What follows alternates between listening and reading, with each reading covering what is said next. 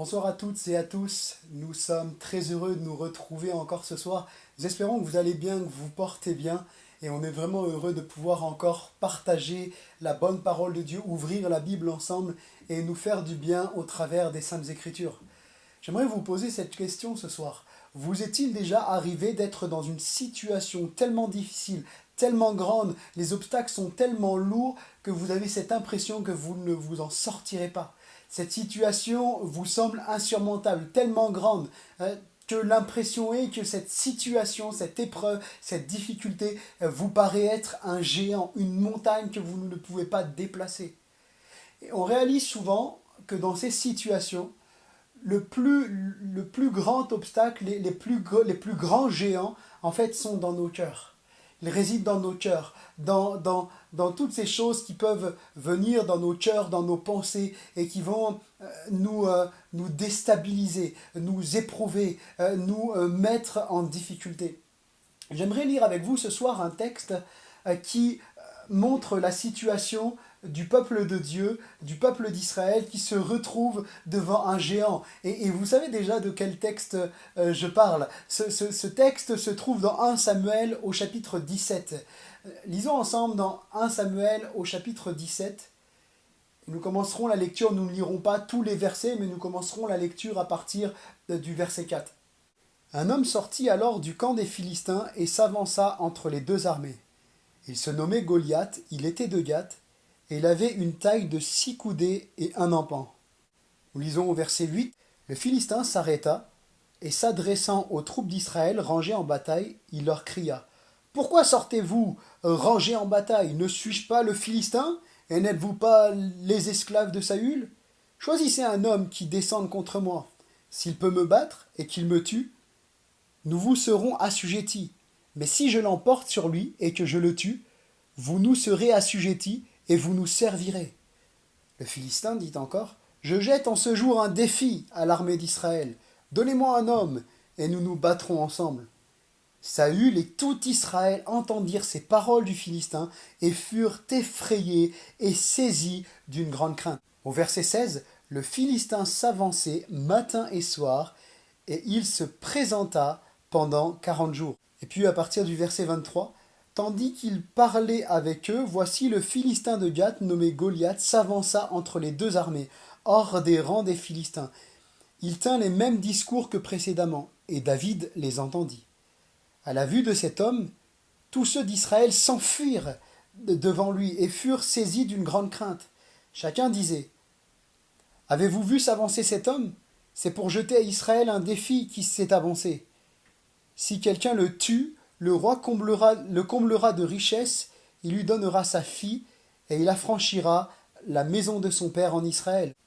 David dit aux hommes qui se trouvaient auprès de lui, que fera-t-on à celui qui tuera ce Philistin, et qui ôtera l'opprobre de dessus Israël? Qui est donc ce Philistin, cet incirconcis, pour insulter l'armée du Dieu vivant? Le peuple, répétant les mêmes choses, lui dit, c'est ainsi que l'on fera à celui qui le tuera. Eliab, son frère aîné, qui l'avait entendu parler à ces hommes, fut enflammé de colère contre David et dit, pourquoi es-tu descendu? Et à qui as-tu laissé ce peu de brebis dans le désert? Je connais ton orgueil et la malice de ton cœur. C'est pour voir la bataille que tu es descendu. David répondit, qu'ai-je donc fait? Ne puis-je pas parler ainsi? Et il se détourna de lui pour s'adresser à un autre et fit les mêmes questions. Le peuple lui répondit, comme la première fois. Lorsqu'on eut entendu les paroles prononcées par David, on les répéta devant Saül, qui le fit chercher. David dit à Saül, que personne ne se décourage à cause de ce Philistin. Ton serviteur ira se battre avec lui. Saül dit à David, tu ne peux pas aller te battre avec ce Philistin. Tu es un enfant, et il est un homme de guerre dès sa jeunesse. David dit à Saül, ton serviteur faisait paître les brebis de son père, et quand un lion ou un ours venait en enlever une du troupeau, je courais après lui, je le frappais, j'arrachais la brebis de sa gueule. S'il se dressait contre moi, je le saisissais par la gorge, je le frappais et je le tuais. C'est ainsi que ton serviteur a terrassé le lion et l'ours, et il en sera du Philistin de cet incirconcis comme l'un d'eux, car il a insulté l'armée du Dieu vivant. David dit encore, l'Éternel qui m'a délivré de la griffe du lion et de la patte de l'ours me délivrera aussi de la main de ce Philistin. Et Saül dit à David, va, et que l'Éternel soit avec toi.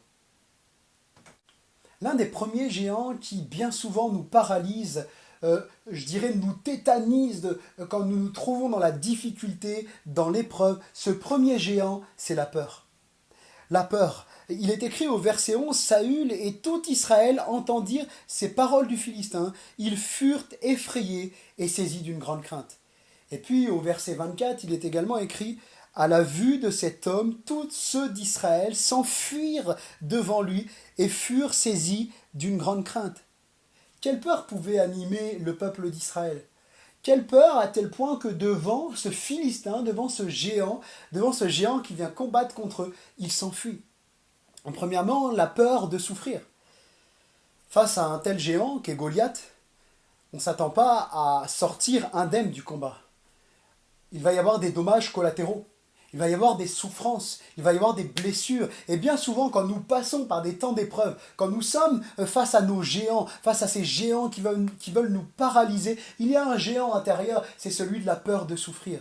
Seigneur, je veux pas emprunter ce chemin, parce que si j'emprunte ce chemin, je vais souffrir, je vais prendre des coups, je vais me blesser, Seigneur. Et tu vois, j'en ai assez de souffrir. Je ne veux plus souffrir, Seigneur.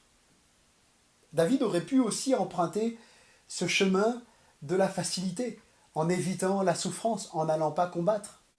Oui, c'est vrai que la peur de souffrir pouvait être là chez le peuple d'Israël, mais David, lui, ne s'est pas laissé emparer par cette peur de souffrir, parce que David faisait confiance dans ce Dieu qui calme la souffrance, dans ce Dieu qui combat avec lui.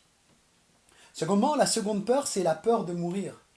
La peur de mourir. Quand on voit le descriptif de l'armure de Goliath, ou même quand Saül, ce roi d'Israël, chef de l'armée d'Israël, va dire à David, cet homme est un homme de guerre dès sa jeunesse, dès son enfance. On comprend clairement que Goliath est capable de tuer de nombreux hommes. Mais pourtant, lui, David ne va pas avoir peur de mourir. David ne va pas avoir peur d'aller combattre au nom de Dieu. Alors nous ne sommes pas dans un combat physique. La Bible dit que nous n'avons pas à lutter contre la chair et le sang, mais dans un combat spirituel. Combien d'entre nous avons peur de la mort? Peut-être même parmi ceux qui écoutent cette vidéo, vous avez peur de la mort. Juste de penser à l'idée de mourir vous terrorise, vous tétanise. Et la mort est pour vous comme un géant. Et juste d'imaginer vous retrouver sur votre lit de mort vous terrorise. Et bien vous savez, j'aimerais vous donner le secret des chrétiens. Le secret des chrétiens, pour qu'ils n'aient pas peur de la mort, c'est tout simplement qu'ils savent qu'ils ont la vie éternelle. Jésus a sauvé leur âme, c'est-à-dire que Jésus est venu habiter dans leur cœur par son esprit, et ils savent que quand ils meurent et quand ils vont mourir, le ciel les attend. Voilà une espérance glorieuse. Le ciel nous attend. Pas besoin d'avoir peur, pas besoin d'avoir cette peur de mourir. Et peut-être si même quelqu'un ce soir était terrorisé à l'idée de mourir, eh bien j'aimerais te dire, approche-toi de Jésus ce soir. Il est celui qui est capable de calmer tes peurs. Il est celui qui est capable de changer, de transformer ton cœur pour te donner cette vie éternelle, pour te permettre de vivre libre de ses peurs, libre de cette peur de mourir, libre de cette peur de souffrir. Et puis, troisièmement, la troisième peur que je note aussi, c'est la peur de la solitude.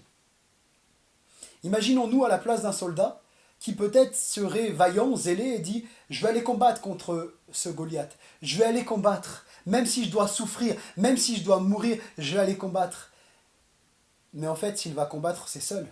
Parce que Goliath défie un homme d'aller combattre contre lui. Il dit, envoyez un homme combattre contre moi. Combien de fois pouvons-nous aussi avoir peur de la solitude? La peur de se retrouver seul, la peur de se retrouver isolé, la peur de rentrer chez soi et de n'avoir personne à qui parler. Ces peurs, elles peuvent tous nous toucher. Aussi bien le célibataire qui envie le mariage parce que il a peur de rester seul toute sa vie, mais aussi bien la personne âgée qui a peur un jour de se retrouver isolé, de se retrouver seul, de n'avoir personne avec qui parler, avec qui rigoler, avec qui passer un bon moment. Ces peurs peuvent nous paralyser, nous tétaniser et être comme des géants devant nous. Mais David, lui, ses peurs ne l'ont pas arrêté. David, il n'a pas eu peur de souffrir. Il n'a pas eu peur de mourir. Il n'a même pas eu peur de se retrouver seul devant ce Goliath, devant ce géant, parce qu'il sait en qui il croit. Son Dieu est celui qui va l'aider dans le combat. Peut-être si quelqu'un passerait par des moments de combat ce soir, des moments de difficulté, j'aimerais t'encourager vraiment à confier tes peurs au Seigneur, à vraiment tout déposer aux pieds de Jésus. Le second géant que je note, c'est le géant du découragement. Nous voyons au verset 32, David dit à Saül que personne ne se décourage à cause de ce Philistin. Ton serviteur ira se battre avec lui. David donne cette parole au peuple d'Israël alors que le peuple d'Israël est complètement terrorisé, est apeuré, et fuit devant Goliath. Ce peuple qui est rangé en bataille mais qui n'ose plus aller combattre, certainement devait être complètement découragé pour que David ait cette parole, que personne ne se décourage. Le découragement peut tous nous gagner à un moment ou à un autre de notre vie. Nous pourrions aussi être découragés face à ces situations difficiles, face à ces obstacles, face à ces géants qui viennent nous défier, nous combattre, ces pensées qui voudraient prendre de l'emprise sur nos vies. Tellement de choses qui pourraient nous inviter à baisser les bras, à dire maintenant j'arrête. Je baisse les bras parce que de toute façon, j'ai épuisé toutes les forces que j'avais au combat et rien n'y fait. La peur du découragement. Eh bien, nous voyons que David lui, va voir les choses différemment. David va voir la victoire que Dieu lui donne. David ne va pas se concentrer sur ce Goliath, sur ce géant, mais David va déjà prononcer la victoire avant qu'elle n'ait lieu. Alors, dans ces moments de découragement que nous pouvons traverser, concentrons-nous sur notre Sauveur, concentrons-nous sur Jésus parce que nos vies lui appartiennent. Et quand une vie appartient à Jésus, nous savons une chose, c'est que toute chose concourt au bien de ceux qui aiment Dieu, de ceux qui appartiennent à Dieu, de ceux qui marchent fidèlement avec Jésus et qui demeurent attachés à sa parole. Eh bien, peut-être quelqu'un passerait par ces moments difficiles ce soir. J'aimerais vous encourager à vous accrocher à Jésus. Car la pire des choses à faire quand nous passons par des moments difficiles, quand des géants viennent nous attaquer, c'est de se décourager et de s'éloigner de Dieu. Combien de personnes ont fait cela? Combien de personnes face à des difficultés tellement grandes, qui leur semblaient tellement insurmontables, se sont tellement découragés qu'ils ont abandonné Dieu. Et leur situation s'est empirée, de pire en pire. N'abandonne pas le Sauveur de ton âme. N'abandonne pas le feu de ton premier amour. N'abandonne pas celui qui t'a sauvé, celui qui t'aime de toute éternité. Oui, parce que Dieu t'aime. Et dans l'épreuve que tu peux traverser, dans la souffrance que tu peux traverser, j'aimerais que tu puisses t'attacher à l'amour de Dieu. Cet amour, la Bible dit que l'amour parfait bannit la peur, l'amour parfait bannit la crainte. Attache-toi à ton Sauveur, même si tu passes par des moments peut-être de découragement, des moments où c'est difficile, des moments où tu pleures, où tu es triste. Attache-toi à Jésus. Il est celui qui ne te décevra jamais. Troisièmement, le géant du mépris et de l'humiliation. Nous voyons au verset 42, le Philistin regarda David et lorsqu'il l'aperçut, il le méprisa, ne voyant en lui qu'un enfant blond et d'une belle figure. Ce géant qui fait aussi tellement de dégâts dans une vie, c'est celui de l'humiliation, du rabaissement, du rejet, du mépris. Ce géant qui voulait s'abattre sur David et l'amoindrir, le piétiner en lui disant « Tu n'es qu'un enfant, tu ne peux pas combattre contre moi, qui es-tu, toi David, qui es-tu » Ces paroles auraient pu devenir un géant dans son cœur, à tel point que David aurait pu dire, mais c'est vrai qui je suis. Qui je suis, moi. Le petit dernier, là, celui qui garde les troupeaux de son père, qui je suis. Et parfois, nous pouvons aussi nous laisser décourager, nous pouvons nous laisser rabaisser, humilier, piétinés par des paroles qu'on a pu entendre dans notre enfance. Peut-être que tu as entendu des paroles dures à ton égard. Peut-être que même à l'école, les professeurs disaient de toi, tu feras rien, tu n'arriveras à rien. Il vaut mieux que tu arrêtes les cours, que tu arrêtes parce que tu es nul. Et peut-être que même dans ta famille, tu étais considéré comme un nul, tu étais rejeté, on t'a méprisé. Et puis c'est devenu ancré en toi. Ton identité, ce que tu crois profondément être, c'est être un nul, c'est être quelqu'un qui n'arrivera jamais à rien, être un petit, un moins que rien. Et pourtant, j'aimerais te dire, quand tu confies ta vie à Jésus, eh bien tu n'es pas un nul. Tu n'es pas un nul. Tu as du prix aux yeux de Dieu. Tu es un enfant de Dieu. Et ça, David, lui, l'avait bien compris. David avait bien compris que celui qui était avec lui était plus grand et plus fort que celui qui était avec Goliath. Réalisons nous aussi, frères et sœurs, que celui qui vit en nous, Jésus-Christ, par son esprit, est plus fort que celui qui est dans le monde, est plus fort que le diable, est plus fort que tous ces géants qui veulent nous terrasser. Oui, Christ est avec nous. Alors peut-être quand ces pensées voudraient revenir à ta mémoire, ces pensées douloureuses qui te rabaissent, qui te méprisent, eh bien j'aimerais te dire, ne laisse pas ces pensées résonner en toi. Ces pensées qui te disent, mais qui tu es? Tu t'es vu? Tu te prends pour qui? Tu es petit, tu es faible, tu es nul. Ne nous laissons pas tenir par de telles pensées. Rejetons ces pensées et disons comme David pouvait le dire, je te loue, ô Dieu, de ce que je suis une créature si merveilleuse. Nous sommes enfants de Dieu. Et quand nous appartenons à Jésus, Jésus vit en nous. Alors nous ne pouvons pas nous laisser entretenir ces pensées de mépris, d'amoindrissement, de rejet, d'humiliation, parce que Christ vit en nous et nous sommes le temple de Dieu, le temple du Saint-Esprit. Alléluia. Quatrième géant, le géant du défaitisme.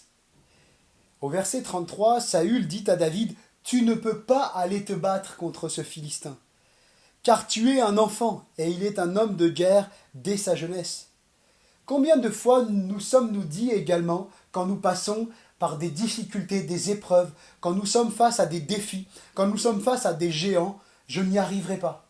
Je ne peux pas, ce n'est pas possible, je suis trop faible, cette épreuve est trop difficile pour moi, je n'y arriverai pas. Combien ces paroles ont pu résonner en nous? Ne nous laissons pas paralysés, écrasés par ces pensées de défaitisme, mais encourageons-nous par ces pensées de victoire que la parole de Dieu met à notre disposition, qui sont pour nous. Réalisons que le Dieu de victoire, nous avons ce chant d'ailleurs que nous chantions dans nos églises, le Dieu de victoire habite en moi. Le Dieu de victoire, il vit en moi. Et ce Dieu de victoire qui a été capable d'ouvrir la mer Rouge pour laisser passer le peuple d'Israël, ce Dieu de victoire qui a été capable de faire effondrer la muraille de Jéricho, ce Dieu de victoire qui a été capable de terrasser la mort et ressusciter le troisième jour, Jésus-Christ est ressuscité, ce Dieu de victoire, il habite en moi. Alors je ne suis pas appelé dans les moments difficiles à me décourager et à dire je n'y arriverai pas, c'est pas possible, tout est fini. Mais plutôt, faisons confiance au Seigneur. Faisons confiance au Seigneur Jésus. Il est celui qui est capable d'agir, même quand il n'y a plus d'espoir.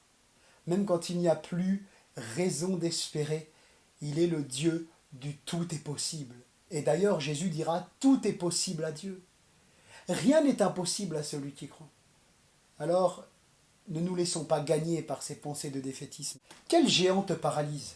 Nous avons vu ici quelques géants qui pouvaient paralyser le peuple d'Israël, qui auraient pu même paralyser David. Quels sont les géants qui te paralysent? Est-ce que c'est une addiction? Est-ce que c'est la haine, la tristesse, le manque de pardon? Tu n'arrives pas à pardonner peut-être à quelqu'un de ta famille qui t'a fait du mal, à un ami qui t'a fait souffrir. Et puis, ces choses demeurent dans ton cœur et c'est devenu des géants, c'est devenu des montagnes qui semblent imbougeables. Eh bien, j'aimerais t'inviter ce soir à sortir, à t'éloigner de ces géants, à vaincre ces géants qui veulent te paralyser. Alors comment sortir, comment vaincre ces géants qui nous paralysent? Et j'aimerais terminer par cela. Comment abattre ces géants qui nous paralysent comme David a pu abattre Goliath? Eh bien tout simplement, je dirais même c'est le point majeur de cette dernière partie, c'est la foi. croire que notre Dieu est plus fort et plus grand que ces géants. On voit au verset 45 et au verset 46 que David avait confiance en Dieu et il était convaincu que Dieu ne l'abandonnerait pas et que Dieu combattrait avec lui. Et il va dire à Goliath, toi tu viens avec ton armure, tu viens avec le javelot, tu viens avec l'épée, mais moi je viens au nom de l'Éternel des armées, moi je viens au nom de Dieu. Et ce que je peux pas faire, là où moi je peux peut-être pas te terrasser, moi où je peux peut-être pas t'abattre, je peux pas te battre parce que t'es tellement plus grand que moi, tellement plus fort que moi, tu as une armure colossale, mais Dieu va combattre pour moi. Dieu va combattre avec moi. Je paraphrase, vous l'avez compris, mais réalisons que, faisons confiance au Seigneur, plaçons notre foi en Jésus qui combat pour nous, qui combat avec nous. Il est celui qui est avec nous dans nos combats. Jésus nous engage à manifester notre foi, même quand rien ne va plus, même quand ces géants s'avancent devant nous, s'avancent sur le combat, comme Goliath s'est avancé sur le combat, même quand ces géants s'avancent pour nous combattre, Jésus nous engage à conserver la foi et à faire augmenter notre foi. Jésus va dire dans Marc au chapitre 5 et au verset 36, « Ne crains pas, crois seulement. N'aie pas peur, crois seulement. » Crois en Dieu. Puis, dans l'évangile de Jean au chapitre 11 et au verset 40, il est écrit ceci. Jésus dit, « Ne t'ai-je pas dit que si tu crois, tu verras la gloire de Dieu ?» Peu importe l'épreuve que tu traverses, peu importe les géants qui veulent se dresser devant toi, garde ta foi en Jésus. Et puis aussi, c'est une prise de décision. Premièrement, nous avons vu comment abattre ces géants, c'est d'avoir la foi, d'entretenir notre relation avec Dieu dans la prière, dans la louange, dans la lecture de la parole de Dieu. Et puis, c'est prendre une décision. Les plus grandes victoires sont le résultat de prise de décision. Et David va prendre une décision. David va s'approcher de Goliath et va dire « Je t'abattrai ». Je t'abattrai. Il avait résolu, il avait pris cette résolution. Et comme... Quand je parle de résolution, je ne peux m'empêcher de penser à Daniel, qui avait résolu de ne pas se souiller par les mets du roi, par la nourriture du roi, mais de faire la volonté de Dieu, de plaire à Dieu. Et Daniel et ses compagnons ont pris cette résolution, coûte que coûte, de ne pas adorer un autre Dieu que Dieu, de ne pas faire de concessions avec la parole de Dieu, mais d'être fidèle à Dieu. Il y a une prise de décision qui se prend. Il y a une prise de décision et David va prendre cette décision. La foi sans une prise de décision, la foi sans action, elle est morte. Comme Jacques pouvait le dire dans son épître, la foi sans les œuvres est morte. La foi se manifeste par une prise de décision, par une décision de se mettre en action. David va devoir se mettre en action. Non seulement il décide d'aller combattre, non seulement il dit à ce Philistin « je vais t'abattre », mais en plus au verset 48, nous voyons qu'il se met à courir sur le champ de bataille. David n'est pas là d'une façon timide et peureuse, mais David sait que Dieu combat pour lui, il a la foi, il met sa foi en action et il prend cette décision d'aller combattre et d'aller terrasser ce géant. Eh bien, prenons aussi cette décision de ne pas entretenir ces pensées, ces géants qui veulent nous paralyser, mais décidons d'aller les combattre, décidons d'aller les vaincre avec l'aide de Dieu, avec la puissance du Saint-Esprit. Alléluia. Ce qui différencie véritablement David du reste d'Israël ou même David du roi Saül, c'est que David se met en action. David, il entend ce géant, il entend Goliath parler, mais à un moment, David décide de se mettre en action. Alors bien sûr, il y a beaucoup d'autres géants que nous aurions pu voir, mais je voulais simplement vous encourager, à travers de cette pensée, à ne pas laisser dans les épreuves et les difficultés qui sont parfois dures à encaisser, dures à supporter, eh bien, simplement à nous attacher au Seigneur, à nous fortifier dans le Seigneur, sachant que notre Dieu, dans nos combats, il combat pour nous. Alors ne nous laissons pas décourager par ces géants, mais souvenons-nous que notre Dieu est avec nous. Continuons d'avancer, entretenons notre foi, et Jésus est là tous les jours avec nous jusqu'à la fin du monde. Merci d'avoir participé à ces moments, de m'avoir écouté. Je vous souhaite une bonne soirée. Que le Seigneur vous bénisse, que le Seigneur vous fortifie. Et nous nous disons à très bientôt pour une nouvelle réunion.